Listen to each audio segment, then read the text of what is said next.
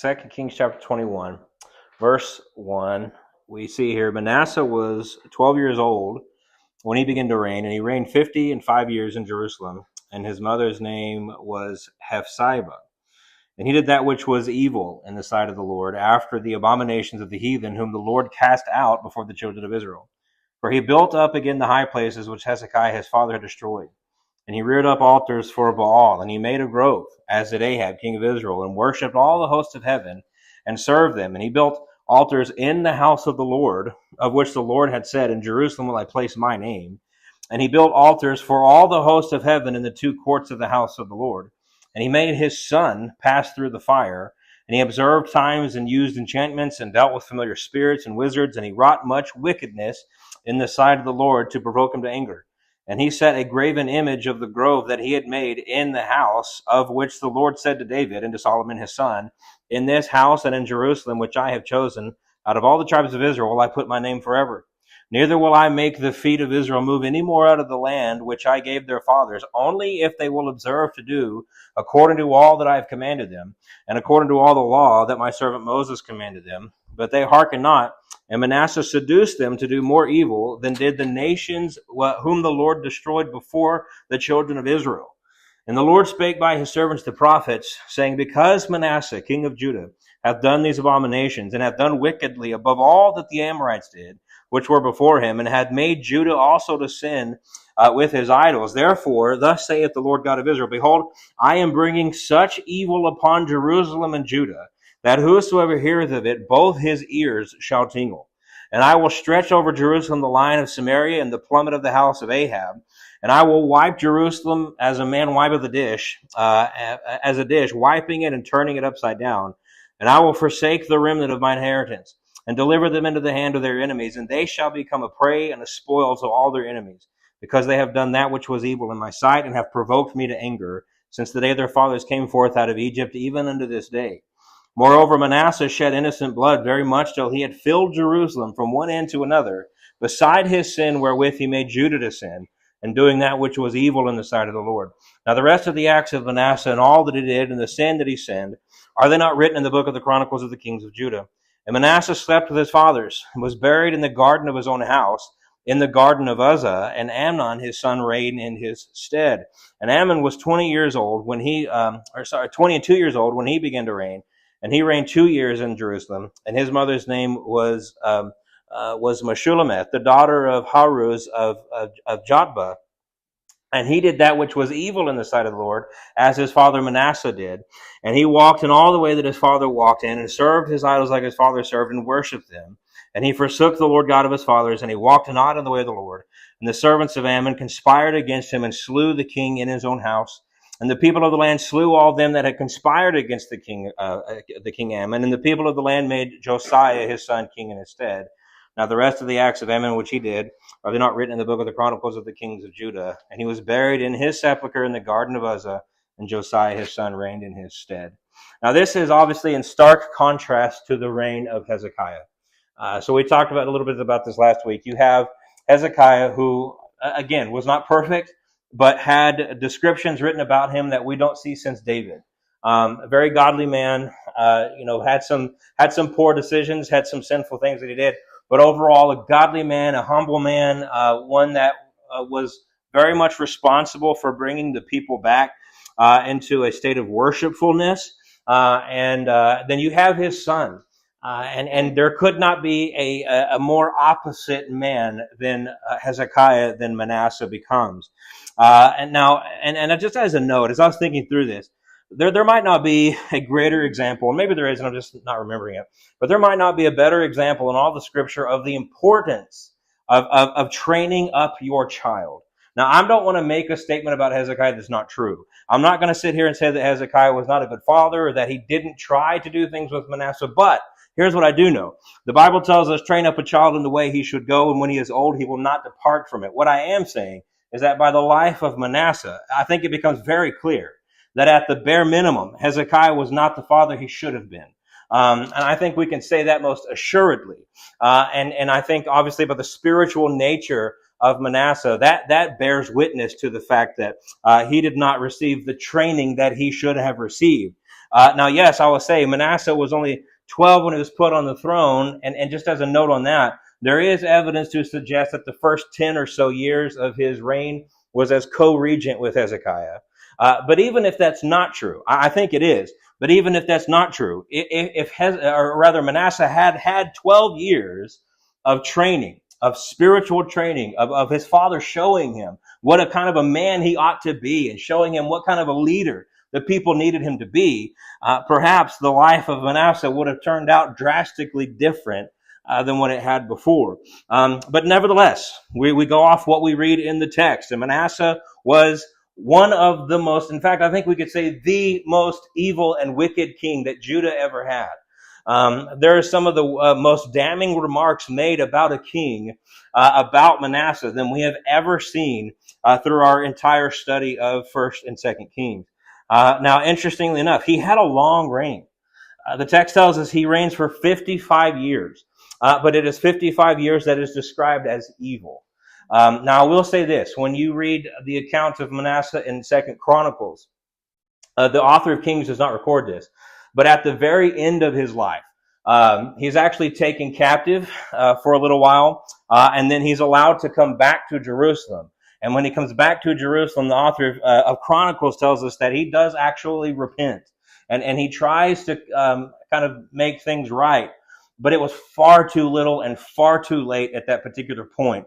And we'll see why as we go through chapter 21 here. And so 55 years. And again, does that mean that he did every evil thing he possibly could do? No. Just like Hezekiah did not make every right decision, Manasseh did not do every evil thing that he could possibly do, but he did a whole lot of evil. And he did a whole lot of sin, and he brought a whole lot of evil and wickedness into the land that did not exist when he took the throne. And so the text for a while gives us really a relentless look at the evil and the wickedness of Manasseh. And so just to kind of boil this down for you, the text tells us that he rebuilt the high places that his own father had torn down.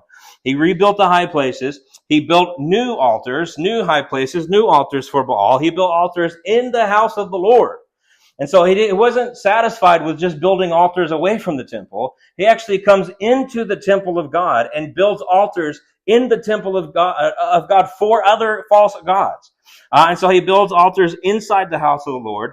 He builds altars, it says, in the two courts of the house of the Lord. And so not just going into the temple, but the courtyards that existed on the outside of the temple, he puts altars there for other gods. He sacrifices his own son. It said he made his son walk through the fire. He sacrificed his own son to the false gods. He practiced all manner of witchcraft. There's a lengthy section there talking about the ways in which he got involved with the dark practices, occultic practices, witchcraft, and things like that.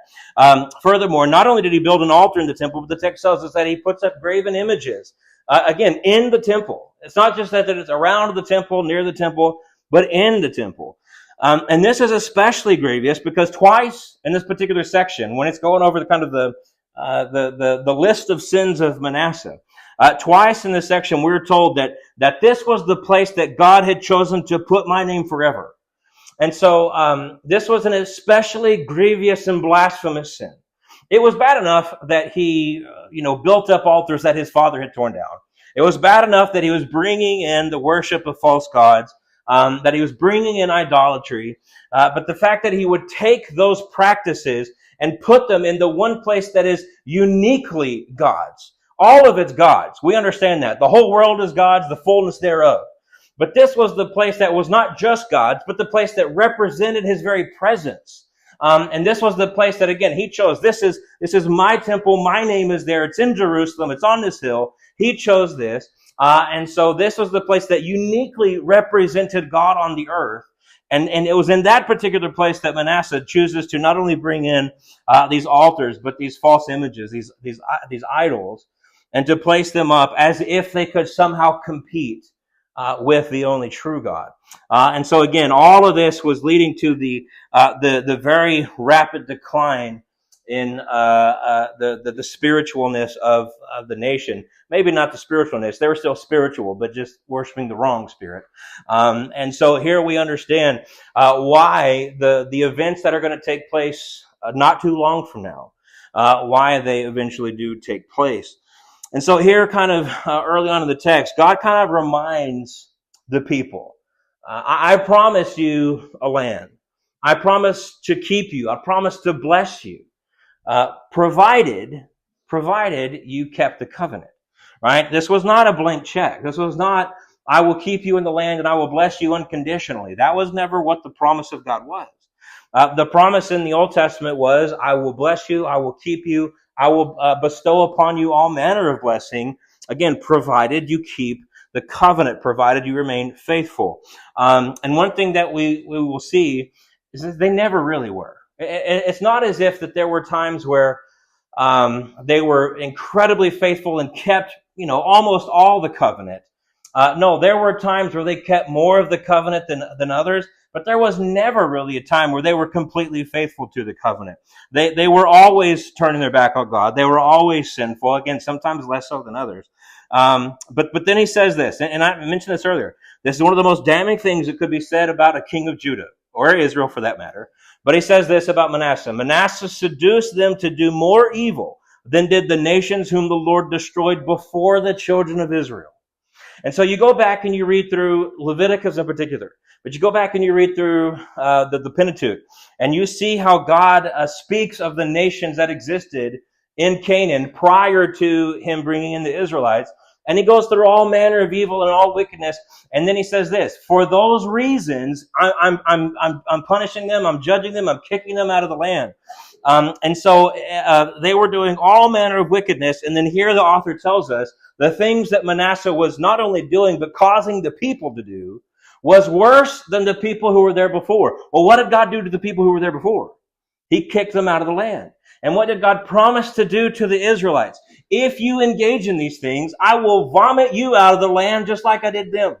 And so if he's causing them to do worse things, and it's worse because they had the knowledge of the truth, even if what they were doing was literally the same, it was worse for Israel to do it because Israel knew who God was. Israel had the experience that these others did not. Israel had the God leading them out of slavery, leading them through the wilderness, bringing them into the promised land. They have all of these things, all of these advantages. They had the law, and yet in spite of all that, they continued to sin against God, as did the nations before them. And so here again, Manasseh seduced them to do more evil, more wickedness than the nations that God had destroyed. And so he led the people so far from God that they were spiritually worse than the Canaanites. And again, that's kind of a negative word. You use that word negatively in the Old Testament. The Canaanites, they were worse than the Canaanites. This man, who spiritually should have been the one leading the charge of covenant fidelity, was the man responsible for leading the nation straight to hell. And I don't say that lightly, but this is exactly what he was doing. This is exactly the legacy that Manasseh had, is he is the one who followed one of the most godly leaders that they ever had. And yet he destroyed the legacy of Hezekiah, and he brought in a legacy of wickedness and evil. And so God promises to judge. And the way, the language, I guess I should say, that God uses here shows us just how particularly devastating this judgment would be. So because of the abomination of Manasseh, because of the particular sinfulness that he was involved with, God promised to do this. He says he will bring such evil upon Jerusalem and Judah that whosoever heareth of it, both his ears shall tingle. You will hear it and you will think, man, something like that can't be. This is some of the worst I've ever heard. Now, I won't get into it tonight. We'll see this more, really in particular in chapter 25. But you'll understand why he makes that kind of statement. When we see some of the things that were happening when the Babylonians did come and conquer Jerusalem. And so we'll get there, and you'll understand why God would make such a statement. But the fate of Samaria, the fate of Ahab, would become the fate of Judah. What did God do to Samaria? He conquered it. In fact, he didn't just conquer it, he had a foreign nation come in and lead them away completely. It's not just that they were a broken people, they were a defeated people, and now they were a people who were dispersed, not even in the land anymore. He says that they would be like the line of Ahab. What happened to the line of Ahab? It was wiped out. Right? God promised that he would do that. It was a judgment against Ahab. He would wipe out the line of Ahab, and that's exactly what he did. And not only, if you remember back when we're talking about this, not only did he kill all those that were of the line of Ahab in the north. He took out all those that had married with those in the south, and he took out all those in the line of Ahab and Judah as well. God was very efficient, and he brought total destruction to the line of Ahab. And this was what was promised. This is what he promised to do to Judah. God would wipe her like a dish. That's the language he uses. He's not going to leave anything undone. Right? He's going to wipe her like a dish. And ultimately, and here's the worst thing that could be said, he was going to forsake her to be the spoil of her enemies. That's the worst judgment that God could say, is that not just that I'm going to bring an enemy against you and I'm going to let them be successful in their campaign against you. I'm going to forsake you to them. That's the worst judgment that God has. We've talked about this several times in the past, but the height of the judgment of God that we see in Scripture is God giving people up. Right? You have cursed me. You have done abominable works against me. You have blasphemed me. So I'm going to give you up so that you can continue down your own chosen road of destruction. And that's exactly what he's going to do with Judah. You want to defame my name, then I'm going to allow it to happen, and you're going to reap the consequences. That's exactly what he was going to do. He was going to forsake them to be the spoil. However, lest we be mistaken in this, and the text is very clear on this, the reason why God would forsake Judah to be spoiled is because Judah had forsaken God long before God was giving her over to be the spoil of what would eventually be the Babylonians. We read, because they have done that which was evil in my sight and have provoked me to anger. And look at this. Since the day their fathers came forth out of Egypt, even unto this day. He's saying this isn't even a new thing that's popped up out of nowhere. This is the same kind of attitude and the same kind of sinfulness that has existed within the people since I brought you out of Egypt. Now again, sometimes it's a little better than others, but this is the same sinfulness that has existed within this people for hundreds of years. This isn't God being quick to judge. This is an incredibly slow anger. This is incredibly long-lasting and patience from God to allow them, mercifully so, to allow Judah to exist as long as he did. He would have been just to punish them day one of the wilderness. And yet here they are hundreds of years later, and now, it is only now, that he's finally bringing judgment against them. Now the final note on Manasseh is given, and well, let me read it for you. Let's see, what verse? Verse 16, moreover, Manasseh shed innocent blood very much, till he had filled Jerusalem from every end to the other. This is the final note we get on him. Now we've seen at times, there's kind of a formulaic ways that the author of Kings has both introduced kings and concluded his comments about kings. They slept with their fathers, they were buried in his graves. Every now and then he might throw in, they built certain cities or some feats that they had done. Well, not with Manasseh. The final note on Manasseh is, look at how much innocent blood this man has shed. And we know already from the chapter that included in that sea of innocent blood was his own son. We saw that back in verse 6. And if Jewish history is correct, and not even just Jewish history, there is, I believe Josephus writes about this, I believe some of the ancient, or rather early church fathers write about this, that Manasseh is actually the one who killed the prophet Isaiah.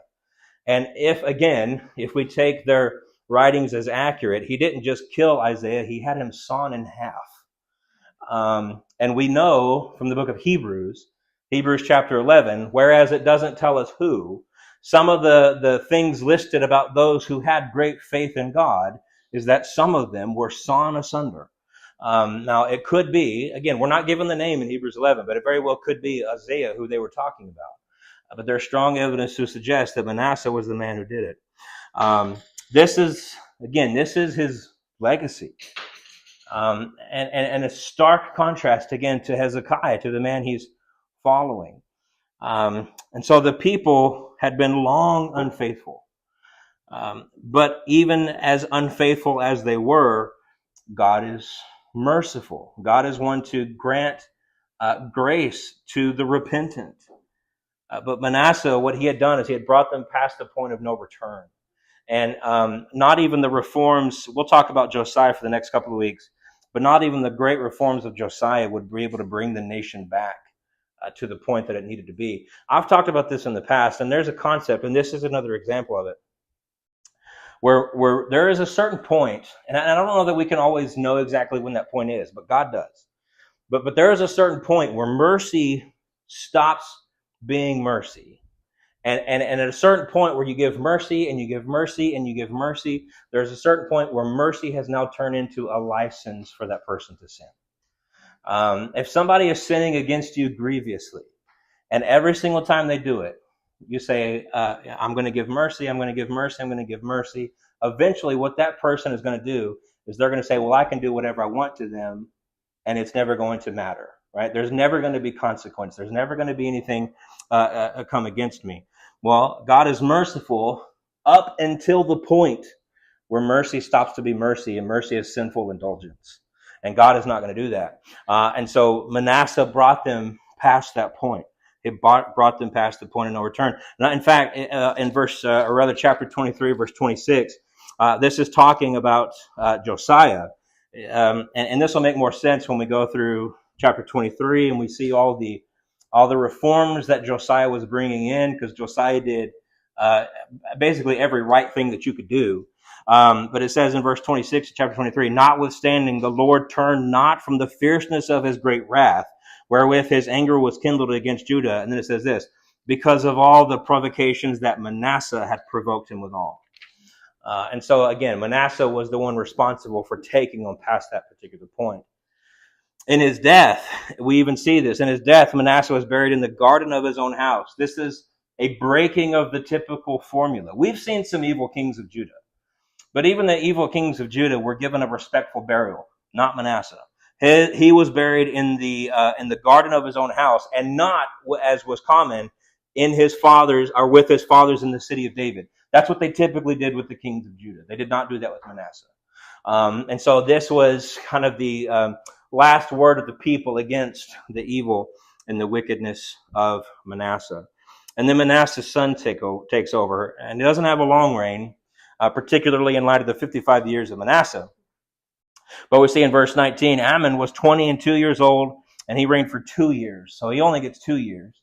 But those 2 years were again described as evil, described as wicked. He walked in the ways of his father. And you get this sense over and over.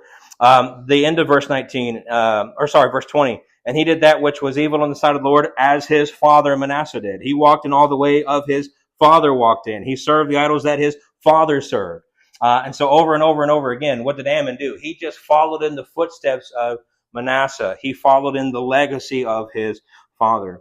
And so I was thinking through this, that we have the famous psalm that says, joy, weeping may endure for a night, but joy cometh in the morning. Joy certainly comes. God's not finished with the people of Judah. Judgment is going to happen. Grievous judgment is going to take place. But it's temporary. They will be brought back into the land. There is joy coming. But for the time period, for right now, for the time of Manasseh and Amon, they are very much firmly in the night. That dawn that's coming, it's a long ways off. They are firmly in the night because the judgment of God is on the doorstep. Now, the wickedness of Amon led to his own servants to not only conspire against, but to successfully enact an assassination against Amon. And again, it says in his own house. Now, the people, to their credit, rightly have the assassins killed. Amon was a wicked man. Amon deserved death. He got what he deserved. But there are ways in which God has prescribed for that to take place. They did not follow those ways. So those assassins were sinning in their murder of Amon. And so the people rightly have them killed, and they install his son Josiah. Now, Josiah was only 8 years old when this takes place, but we'll see in the next couple of chapters that was the best decision they could have made, was to put the 8-year-old Josiah upon the throne. Now, again, he followed in his father's footsteps. He does so in death. Amon also, like his father, was not buried with the other kings of Judah, but buried with his father in the sepulchre of the garden of Uzzah. And so again, he breaks, or I guess you said the people break tradition again by burying him with father. I mean, he was just like him in every other way. Might as well be with his burial as well. Now, after the reigns of these two men, it was no longer a question of if, but when judgment was happening. God was very clear on this.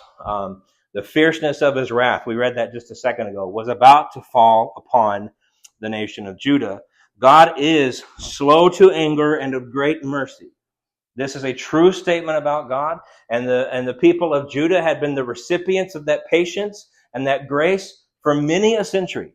But the time was rapidly approaching where they were going to learn that God is also a God of justice. And as we read in Psalm 89, justice and judgment are the habitation of thy throne. They were about to find that out because of the wickedness that they had done. Again, led by the man who should have been taking them to spiritual heights. And again, he took them to spiritual heights, but in the wrong direction. And so they were going to find out that God does not take sin lightly. He's merciful, he is patient, but he is also just. And they were going to find that out very, very quickly. All right.